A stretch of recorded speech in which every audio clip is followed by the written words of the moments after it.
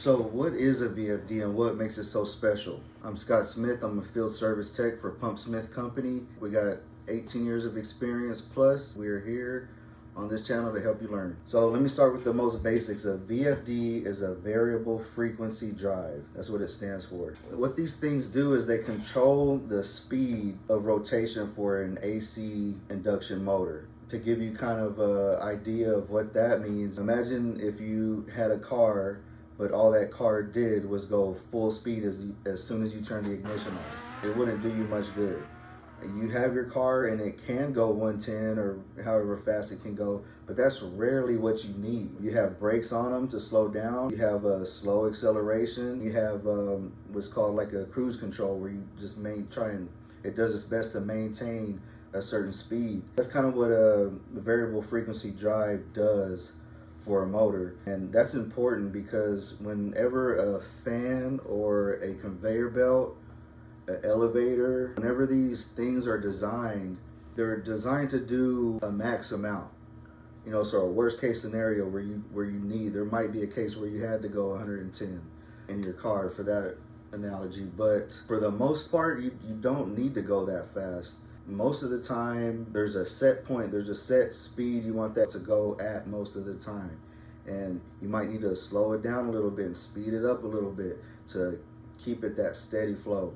And it's the same thing with the pump, but normally that's either keeping a flow like a gallons per minute or a pressure like a PSI at a constant value. So that's what a VFD does. So it takes that incoming power and sends it out as a pulse, just to be very basic. So we're talking on a real high level here. So it basically uses that AC power and sends it out as a pulse to control how fast and modulate how fast that motor rotates for various applications. That's the beauty of it, and then that's the confusion about it too, is because you got this VFD that has that main function, that core function. At the same time, you have a screen, you have all these buttons, and you have all these small terminals with these little wires that do different things, and it just adds confusion. Well, if this is an electronic piece of equipment and all it does is control how fast the motor runs, why is all this necessary?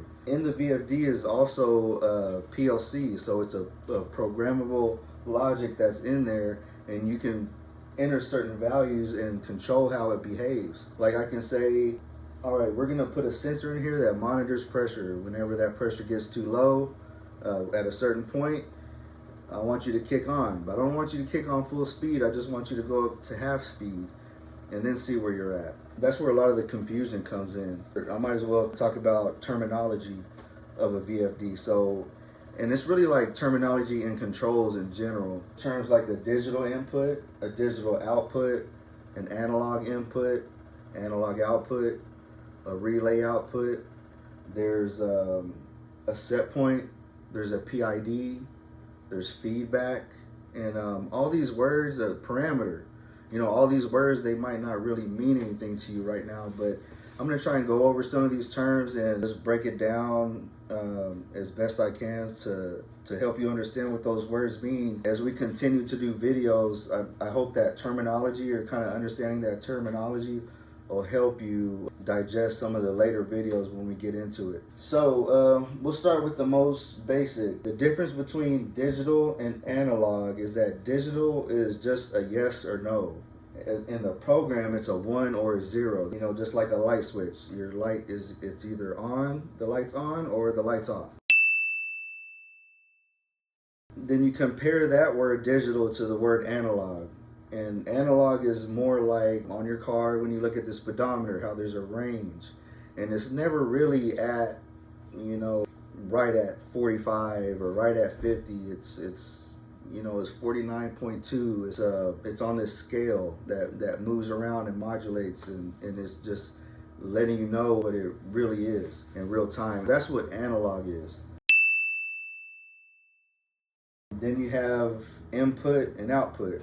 A digital input for the drive, sometimes I just call it a drive, it's easier. It's waiting for something outside of itself to let it know, for instance, hey, it's okay to run, or I want you to run. Or there might be a digital input that says, hey, stop, you got enough pressure. They could be programmed as safeties for it to stop running, or it can be set up to tell it to run. Then there's also messages associated with those inputs. You can say, okay, I want digital input for this example on this Danfoss drive, digital input 18, I want that to be the start command. Whenever you see an input there, whenever you see a 1, whenever you see that voltage there at that input, number 18, it's okay to run. Then you might have another digital input that is a safety stop. In the VFD, there's places in there where you can program what you want that digital input to say when that input is received, so the drive will tell you what is going on. There's a long list of different labels you can put on it, different actions you might want it to take. You might want it to stop completely and not run again until somebody turns power off, looks at what's going on, and turns it back on. So that's physically wanting someone that kind of knows what they're doing to take a look at it before it runs again, because it's something serious. So that's what the input is. The digital output, basically the drive sending a signal out to another device. Let's say there's places like maybe a hospital. Let's say the pump is running and the motor is pulling too many amps, just way more than normal. We want to go into alarm. So you might have the digital output set up to send an alarm out. And that alarm out can go to anything. It can go to another device that could send you a text.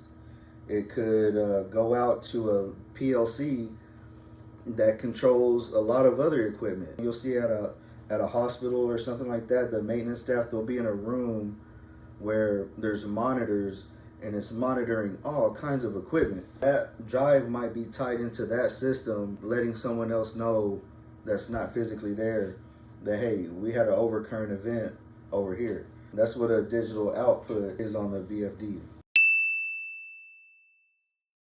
We'll talk about the analog side of it. So the analog input is basically feedback. So in the pump application, like we were talking about before, you're gonna have a sensor that's on the pipe downstream of the pump. That pressure sensor is gonna tell the drive what the live pressure is at that time. It's gonna compare that live pressure reading to the set point pressure, which is like the speed you would put as cruise control on your car. Using those two pieces of data, the VFD is going to use an algorithm called a PID to say, hey, I need to speed up to get up to that set point, or hey, I need to slow down, I'm kind of going over that set point. And it's constantly checking itself using this algorithm to see what kind of adjustments it needs to make to do the best job it can to stay at the set point pressure, the ideal pressure that you want in that system.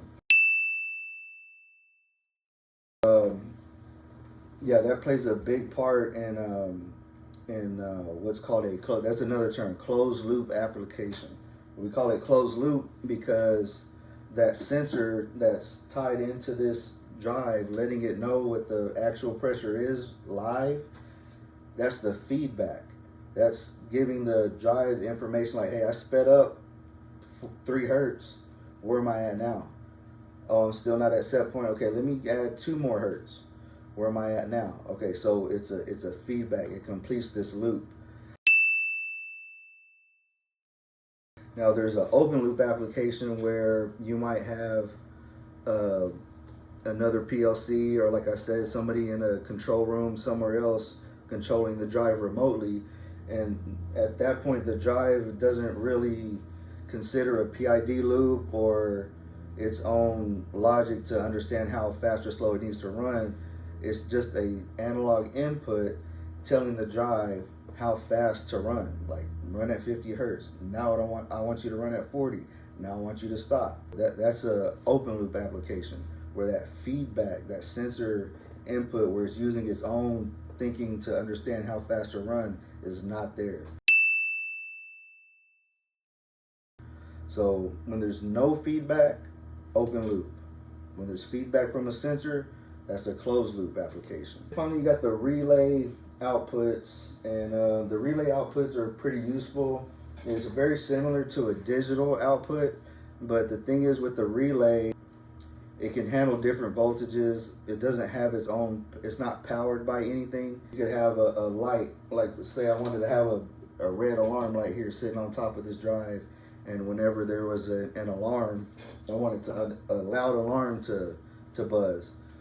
Well, for that alarm to buzz, I would need to bring like 120 volts from a plug in the wall to the going to the alarm, and then I would want to kind of, before I plugged it in, of course, cut that power wire, put it on the normally open and common on that relay. That alarm siren wouldn't have any power, it wouldn't make a noise until an alarm happened on the drive, change the state of that relay, close that leg, and bring power to that siren.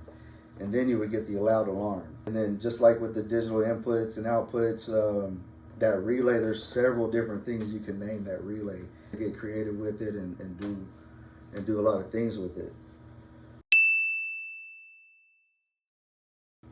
Yeah, that's pretty much it. There's some more videos to come. I hope it helped a little bit for you to understand some of the words that we use when we're talking about VFDs and when we're talking about controls in general. Another term is parameters. So a parameter is just like a setting. So in this VFD, there's like a menu, and then it's laid out in this matrix where there's certain topics.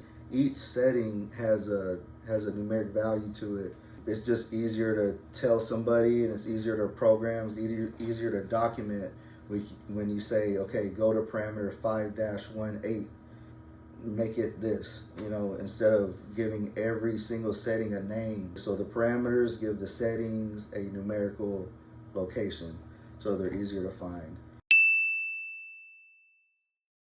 I guess that's a pretty good start for now. Yeah, like, subscribe, follow, comment, engage.